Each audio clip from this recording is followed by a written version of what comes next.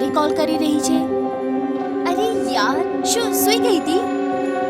તને કેવી રીતે ખબર પડી? અરે તને બીજું શું ખબર છે? ટેન્શન નહીં લે. શેના માટે ફોન કર્યો એ બોલ. સુરેશે તારો નંબર માંગ્યો છે. નંબર જોઈએ? કેમ? એને તારી સાથે કઈ વાત કરવી છે. નંબર આપું? હા ઠીક છે, આપી દેજે. ઓકે.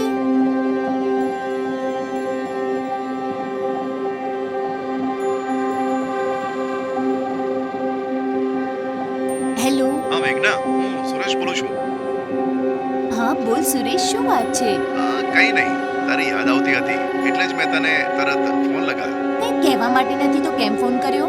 એમ નહીં મેઘના, મારે તને કંઈ કહેવું છે એટલે મેં ફોન કર્યો. હા શું વાત છે, બોલ ને.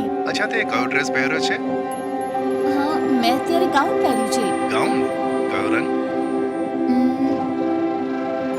કલર એ કોઈ પણ હોય, તું બધું કેમ પૂછે છે? કંઈ નહીં મેઘના, જો એ રંગ મને ખબર હોય ને તો હું મારા મનમાં એની ફિલ્મ બનાવીને રન કરીશ.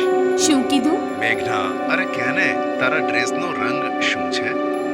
જો સુરેશ, આવું મને ક્યારેય કહેતો નહીં. એ ટેન્શન ના કર. અરે મેઘના, કાલે મેં તને જે બિયર આપી હતી તે પીને શું બંને હેંગઓવર થઈ ગયા કે શું?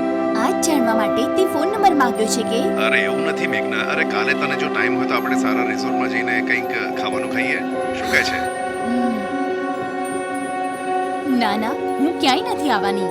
જો તું મારી સાથે કાલે નહીં આવે ને તો હું તારા ઘરમાં અને તારી કોલેજમાં બિયર વિશે બધું બતાવીને તને બદનામ કરી દઈશ. આ વાત ભૂલતી નહીં. હે, તારામાં દમ હોય તો બોલી દેજે. તું એટલું જ સારું છે તો બિયર ખરીદી નહોતી આપવી, તે જ ખરીદી આપી અને હવે તું એ જ મનમાં રાખીને બ્લેકમેલ કરે છે. આમ બ્લેકમેલ કરવાથી તને લાગ્યું કે હું તારી વાત માની જઈશ? તું તારી હદમાં રહેજે. આના પછી મને ક્યારેય ફોન ના કરતો. જો તું ફોન કરીશ તો પોલીસ કમ્પ્લેન કરી દઈશ, સમજી ગયો?